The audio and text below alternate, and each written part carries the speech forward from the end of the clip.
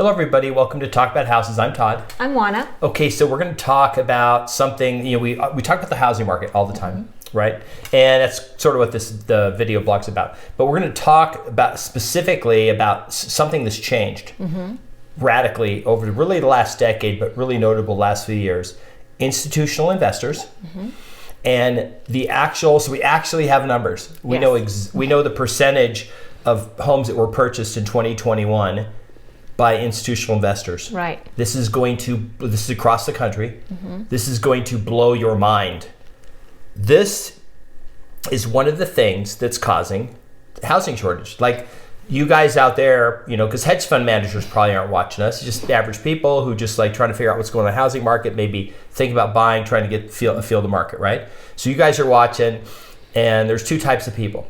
That either you're trying to buy a house and you're frustrated, so you're watching videos like this to learn, or you already own a house and you're just trying to figure out like, hey, what's going on? Because, is it going to go down? Am I going to be able to, maybe make a decision based on what you learn online, right? Okay, so let's first, before we jump into the number, this really happened. This started happening like 2009 and 10. Right. So what happened, Juana? Why all of a sudden did these big companies with a ton of billions of dollars decide to come in the housing market? Because there's money involved. Okay, look, housing is simply another investment class. Okay. And so investment funds, hedge funds, this sort of thing, they just saw this as another asset class. And particularly during the housing crash, they saw this as an opportunity. And they started purchasing homes at the trustee sale, and what they did is they outbid regular investors at the trustee sale. They were paying, 90 cents on the dollar, which is a lot more than what a house flipper can pay or an individual investor can pay, because remember, money has to be put into these houses to get them renovated and get them up and running. But these hedge funds had the cash to do it. So what they did is they went to the trustee sale, they bought all these foreclosed homes, they went ahead and renovated them and put them on the market to be rented. The other thing that they did was at the tail end of the foreclosure crisis, Fannie Mae, Freddie Mac, some of the banks, what they did is they bundled homes from different markets and sold them in blocks. And so when they did that, again, who can buy these? Certainly not individual investors. It was these hedge funds and these institutional investors who came in and they purchased these homes.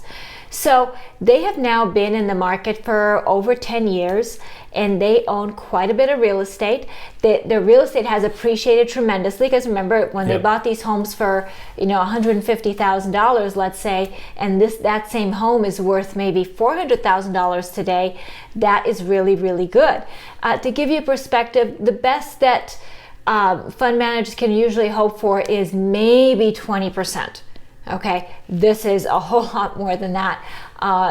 Their investment has really paid off, and they are hanging on to these properties. They are not selling them, certainly not in onesies. When they do sell them, they sell them as blocks to another institutional investor. So we don't see those transactions in the marketplace. Okay, I'm going to show the number, and then we're going to go back and talk about some specific things that are important for these guys to understand the nuts and bolts of why this happened. I made a video, and if I can find a clip to the video, I'm going to put a link up. But I made a video back in probably 13 years ago. Wow. And I said something in that video. I quoted Warren Buffett, something he said. Yes. And I think it triggered these institutional investors, okay? But we're going to show the number here first, okay? A record 18.2% of U.S. home purchases in the third quarter of 2021 were made by businesses or institutions, according to Redfin. They targeted Atlanta, Phoenix, Miami, Charlotte, North Carolina, Jacksonville. That is not the only places. They're all over the place. So this is what Wanda said when she said they came to the trustee sale. Back in 2009 or 10, somebody asked Warren Buffett, what do you think about real estate, residential real estate? And this is what Warren Buffett said. Warren Buffett said, if I could write a check right now and get 200,000 single-family homes in the U.S., I would do it. Like if I could just write a check. But he goes, you can't do that, because these homes, you have to go out and buy them one at a time. You can't just go out and buy 200,000 total homes, right? So what I think some people did is they sat back and looked at it and said, wait a minute, this is a market that doesn't exist. You can't just go other than a REIT, which is not single family residences. Now you can go buy the notes. You can go to Wall Street and say, hey, I want to buy a bunch of, mortgage securities. I want to buy all these notes, that are been packaged up and you own the note, but you don't own the property. You don't control the property. All you have is a right to the payments that the people are paying on the note. So what I think this spurred is BlackRock and a bunch of other companies to go out and say, hey, what if we could get 50, 100, 200,000 houses in one package? Could we then sell that to Wall Street at some point in the future, securitize the whole thing? And you actually save the transaction costs because the property's all deeded to some company like an LLC or whatever, an Inc., and you just take them and basically somebody else says, I'll give you the money, and they take ownership of the thing, and you effectively have an ownership transfer without having to go through the expensive selling costs, about 8% to sell a home, all the costs. Okay. Yeah. So this is how it worked when Wanda says, why the trustee sale? It's simple, because back then there was only one way to buy houses. There were two ways to buy houses in the market crash. And this is before the banks came out and said they would do bulk loans. You had to go to an MLS and compete and buy. Or you could go to the trustee sale. Well, the nice thing about the trustee sale was in one day you could sit there, buy 10 or 20 houses, and at the end of the day, you paid every time you bought a house. You put the cashier's checks out and you had the house. The little piece of paper said it was your house. Like literally you get that right away. You could show up at the house, immediately deal with the occupant, or if it's vacant, just take it over, get it fixed up, put a tenant in it. So here's how that worked.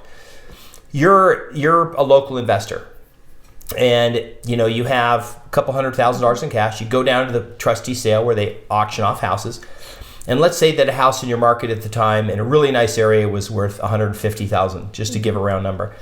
And you would be at the auction, and they would say, okay, 123 Elm Street, the opening bid's 115, and you go, okay, 115, and somebody else would say, 116, and you go, okay, 117, and they go, no, I don't think I'm going to pass, right? And then you would get it for 117. So you get this house for 117,000. It's probably worth 150. Now there's some risk involved because you don't know exactly if it's perfect or whatever. Now your deal here is you're going to flip the house because you're going to get your money. You're going to maybe paint and carpet, say $5,000 there. You're going to pay an agent to sell it, maybe pay, I don't know what, $8,000 in commissions total, maybe.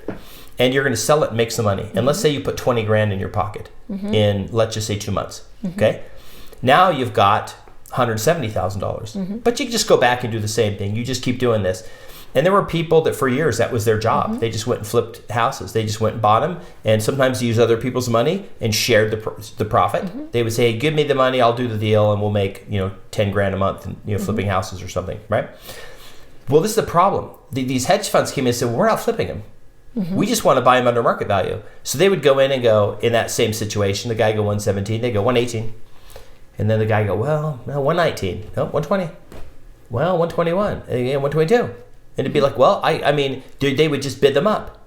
So they would get it for, say, 135. Then the flipper's like, well, I mean, you're not going to make any money on that. But they don't care because they just bought a $150,000 house for 135. They're going to go put a tenant in it. Right. And then just start collecting rent. And these people down there, most of the people trustee sale at the time were just people like you watching this thing. They just... it's a lot of them. That was their little business. That was their small business. Yeah, they had maybe some construction workers, and they would go flip houses for a living. You see the TV shows they have on HGTV and all those shows and stuff. Right. They got wiped out. They got wiped out because the hedge funds came in because they wanted to get houses. They had billions of dollars to buy houses. Now there is no trustee sale. So what are they doing? They're going in the MLS. So I've had listings where that's exactly who came and bought the listing. It was a $1 billion company that came in and bought the listing. It's not unusual. And it's happening not just in Vegas, it's happening in lots of places. But this makes the point that I've been kind of hammering home for a long time as far as what the housing market is about today. So if we're looking at 18.2% of the home purchases being these institutional investors, these are people who are not sensitive to mortgage rates. These are people who have cash because, that's what they're doing is they're buying these houses cash. And these are people who are going to be holding the homes long term. These are not homes that are going to churn, meaning the people aren't going to sell them when they, have another kid or they're their kids graduate college or whatever, these are homes that are effectively removed from the market, not permanently, but for such a long term that it may as well be permanent. Yep. And because of that, that narrows the number of homes that can turn on the market, and that's part of what's generating this shortage of inventory. The other thing is these homes are providing that support for the prices, because these homes are not going to come on the market. They're not going to undercut somebody else because they need to sell quickly. So they're limiting the supply. They're providing price support. And this is something that I've been saying for a long time. So now I feel really super smart and vindicated. We have a number. We know what it is. Because we have a number. It was one thing when my gut said that it was, honestly, I thought it was closer to 15%. I didn't think it was as much as 18%. But, that's certainly data driven as opposed to gut driven on my part. So, so this is a big deal to really consider, because these are, like I said, these are not homes that are going to compete with your home for sale. Yeah. Now, it is possible that a small percentage of these were the Open Door, Zillow Offers, OfferPad. However, they were less than 2% of all home purchases. Right. So they were a very small percentage. The people we're talking about are buying these properties. Mm-hmm. And remember, those other companies I just mentioned were just flippers. Mm-hmm. They were flipping. These institutional buyers are not likely going to sell them the traditional way by putting them on the market. And this is why. If you have an asset and you have potentially up to 8% of a selling cost to transact the thing, you're better off, and then you have to wait maybe months to get the money. And then now you have to hire a team of people, of asset managers, to coordinate the sales of these. It's easier just to call your buddy at Lehman and go, hey, look, I got this asset block. It's worth, $13.4 billion. I'll let you have it for $13 billion. We'll take $400 million off. That saves me sales costs. Just, it'll be instant. You'll have it tomorrow. You'll be able to, the 13.4 billion is the actual value. So you'll be able to mark up $400 million of gains immediately. We have this company that manages the tenants, everything, they're income producing, blah, blah, blah. They would likely not go, okay, we're going to sell these on the open market. Right. Because they're probably going to get less money. Like you create this thing where you have two classes of people. You have institutions that own homes, and this is historically unheard of. Mm-hmm. And I believe that, we talked about this before, that things have changed substantially, and that this is how the housing market's changed. Mm-hmm. This is one of the factors. Remember I said there were a lot of factors that cause home prices to go up, and this is one of them. Speculation was not one of them. Loose lending policies was not one of them. Mm-hmm. This is one of the factors. And it's, what are we saying? Limited inventory. Because every day that an institution buys a house, a year from now, that's less homes that potentially are going to come on the market. Right. So the thing is that with these institutions owning all these homes, it completely changes the housing landscape. We've never seen this before. And, the long-term impact is obviously left to be seen, but certainly short term we can see this. And if you're a home seller right now, that's kind of what you have to understand, is that you are going to have less competition for the foreseeable future, because these homes are not likely to come on the market. And even when they do, you're not going to see them on the market. They will not compete with you directly. They will be a completely different transaction, because they're going to be packaged with a whole bunch of other homes in other markets, and the individual people are not going to be buying those homes. That's not going to happen.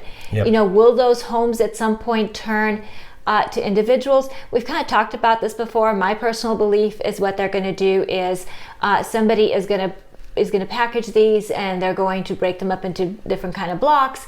And what they're going to do is they're going to, with interest rates rising, they may do this sooner rather than later. When interest rates get to a high enough point, they may decide to go ahead and do some kind of rent-to-own arrangement. Working directly with the tenant. Right, working directly with the tenant, so that they can go ahead and collect that 7% interest on that mortgage and that sort of thing. But again, they're not going to be putting them on the open market, so that tenant is going to be doing a rent to own. That tenant is not somebody necessarily that's out there looking at other homes. This is just an opportunity that's kind of falling in their lap. So it's definitely interesting. A lot of people I know are thinking, well, how is this different than someone who just bought a rental and kept it for 30 years? This is why. Because even though you have a rental that you're keeping for 30 years, if you bought that rental in 1992, that was 30 years ago. So maybe you've decided you've had a rental for 30 years, you're just going to sell it, and the next person that buys it could be an owner-occupant. But that it's unlikely that that's going to happen in the short term. And that's what we've seen with this, is we've seen that inventory is less, that the Wall Street money has come in, effectively taken homes off the market. That combines with the housing shortage, that combines with rising incomes, that combined with all the other stuff going on in the world right now, is the reason that home prices are going up. Right. So we thought this was really interesting, and it kind of made the point that we've been hammering home for a while. And now that we have real numbers that are not just anecdotal from us, but somebody else went out there and did the math, which we appreciate. It was Redfin, I think, right? He was Redfin. Yeah. So, whether those, whether the 18.2% number is spot on or it's, close, it's probably pretty close. And of course, these are all different markets have different numbers, and this is kind of what they aggregated. Certainly I think certain places maybe have a higher percentage and certain places have a lower percentage. So it's all market specific because, as we say all the time, real estate is hyper-local. So it'd be interesting to find out what it's like in your market. So if you happen to have any data for your market, please put that in the comments and put a link, because we'd love to see that. We'd love to see more specific numbers around the country. It'd be interesting for us, and I think it'd be interesting for everybody else that's reading the comments. If you liked the video, if it was useful to you, please share it, hit the notification bell, like the video. Like I said, leave us lots of comments, and we'll see you on the next video. Bye. Bye.